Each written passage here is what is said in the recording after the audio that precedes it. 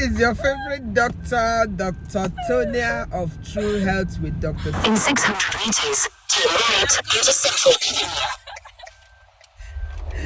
I call her Eb because she likes to goof a lot, people.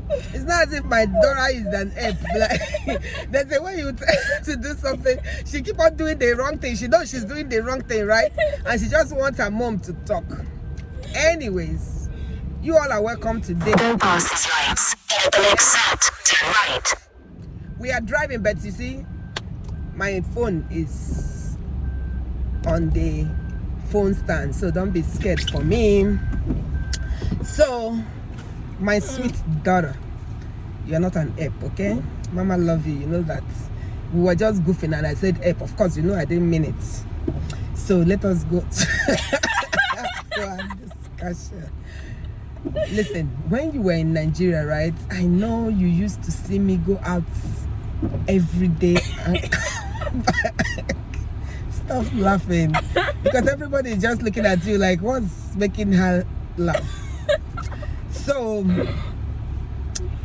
can you reflect, think back, and tell me, you know, situations where you have seen the mommy as the medical doctor that really traumatized you? You guys, that's how we goof, so don't worry about it. So go ahead with the question. At the lights, use the right 2 lanes to turn onto Central Avenue.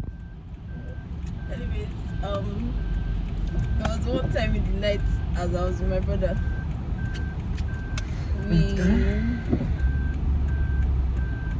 The church called my mom to give injection to like 2 small girls, and I was small at that time as well. Oh, I remember. Let me remember if this is the one.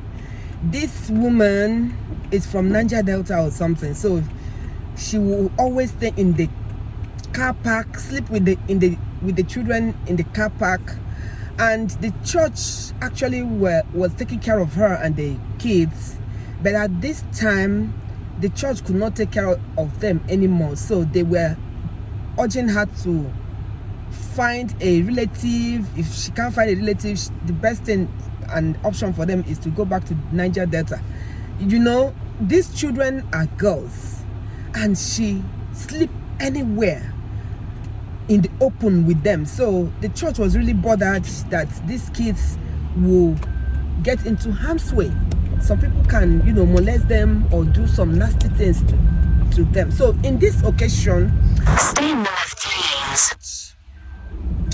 doctor, our parish priest called me and told me that In 600 meters, keep right to merge onto I-95 North. after doing tests, because usually I don't treat, the church paid part of the money, whereas I also contributed to pay part of the money that they were used, that was used to buy the medications for them. So, daughter, go ahead. Because I remember I gave them anti-malaria and antibiotics, you know, and the anti-malaria was supposed to be an injection, so I remember that. So, and at that time I was also very scared of needles. Right now I'm scared of needles, but like if you tell me to choose between drugs and needles, I won't even spend 1 second thinking. No, tablet. You say tablet and needles, right? Because needle is also drug. Okay, fine, mommy. Tablet and needle. So I will choose needle without thinking, cause like I can't just know. Just know I can't take tablet. Just Really? yeah. So you prefer the sting of the needle? Use the right lane to keep right to merge onto I-95 North. 1 moment thing, but for drugs it's like normally takes like 1 week for you to take that drug, and it's either morning and afternoon or morning, afternoon, night. Like it's so stressful. You know why you're saying that? Because Keep right. always take medication, because guess what, even if you're giving somebody IV or IM injection, you will still have to complete it with tablets. But God so kind, you are always not a sick child. You get what I mean? Yeah, but I said, like, I mean, even at that, if they told me to choose between injection and tablets, I would choose injection. Okay, so what if the injection is given to you and the point where they give you the injection gets swollen, or Then they they find an alternative place for me. they mistakenly give you injection in your nerves and it gives. In 7.6 kilometers, take exit 20A onto ND450 East and Annapolis Road East towards Lanham. That give these injections is nurses, and I bet you, yes, the doctor may know the anatomical position of all these things, but you know, mistakes can happen. All I'm just saying is, at any point in time, the doctor will always want to give you, you know, less injection and go back to tablet, because that one is kind of said I can't take safer. tablets. I just said if I was given the choice. All right. Okay, so go ahead with your traumatic So yeah, I was event. in this church with my mom and my brother was there. So we were both watching now, and like my mom put the girl in between her legs because she didn't want her to move. No, because the girl didn't even want to take the injection for the first time.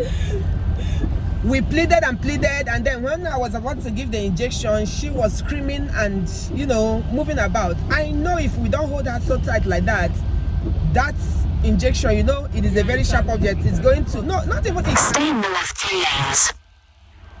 her skin and probably injure her in a way that veins or arteries or whatever can be cut off by her wriggling to be let go. Anyway, go ahead. So yeah, that happened, and she was just screaming. Like the way she was even screaming, "Mommy," was so funny. That's what traumatized me, because like when I was younger, when I used to take my injection, my mom, when I take my own injection, my mom normally not there. I go to my dad's office. Listen, she doesn't actually take injections. The injection she's talking about is immunization. Yeah, sorry, immunization. That was it. So She usually don't get sick anyways. So yeah, so I'll just be shouting, but like my shout was not as bad as that girl's own. Her own was like, "Mommy, mommy!" Like, it was so funny. It was so funny, but at that time it was like traumatic to me. But now thinking about it, just like that was actually so funny. Like if I was there, I would have laughed. So yeah. So what's going on in your mind? You're like, oh my God, Mommy, At that time, just 'cause, leave like, her at that- alone. Why exactly. don't you leave her alone? Exactly, because at that time I also like I was at her age. So I don't know if I was older or younger than her. But Yeah, because they were outside a lot, and you know, Nigeria is a malaria endemic place. Unlike, you know, the European world, you can be on the outside, sleep under the bridges or whatever, you know, all the homeless that are here, and they won't be sick when it comes to, you know, being outside, except during cold weather. And actually during cold weather, the government will come take them away and put them in homes where they will be kept warm. But in Nigeria, the malaria that they are going to get is because of the numerous mosquito bites that they will have gotten. And actually, after I had given the injection, now I remember that case very, very clearly. The mother was having malaria, the children were having malaria, but there was one that had, you know, bacterial infection and malaria. So I treated all of them, they got better. And after that, I think I was able to give them some money too, to, you know, to take care of themselves and everything. So I think eventually the lady decided to go to Niger Delta, and they relocated, and I'm sure, you know, hopefully they are doing well now, because those children had developed, the two elder ones had reached puberty, and trust me, the streets are filled with bad people, right? And they could have harmed them. You know, those boys there, when they take all those nonsense that hide them up, they don't care who they see and who they do all their shits with. So it was really, really very, very scary, you know, that a young woman with 3 girls will be out on the streets. And really, our parish did a lot for them. They gave them food, clothing, and different kinds of things, and even, you know, put them in school. But they didn't have a place where they would sleep. I'm sure if our church had, you know, a home or a building, they would have put them there too. They did that for a long period before she finally agreed to go back to Niger Delta. I think she said something about Benin or something. She was divorced. I know you guys will ask, so why didn't she go back to her husband? She was divorced. And actually, not divorced. There was never a marriage. She just started having children for this man, and then they had issues. The man abandoned her and the children and was nowhere to be found. Maybe had remarried, and then this one is now suffering with the children. All right, so but now you feel better now. If you see me give somebody injection now, will you still have that traumatic experience? A little bit. Nah, I don't think so. Yeah, I don't think so too, because you are also trying to be a doctor, isn't it? So you should be used to it. All right, so this is the end of today's episode. You have heard from the horse's mouth how she was really horse's mouth. That's what I said. See, that's how my daughter is. So I'm a horse. Yeah, you see, that's where we started from, right? She will always find a way to make everything I say to be something that will make us laugh and, you know, forget about the sorrows of the world. Okay, this is your favorite doctor in the house, Dr. Tonia of True Health with me, is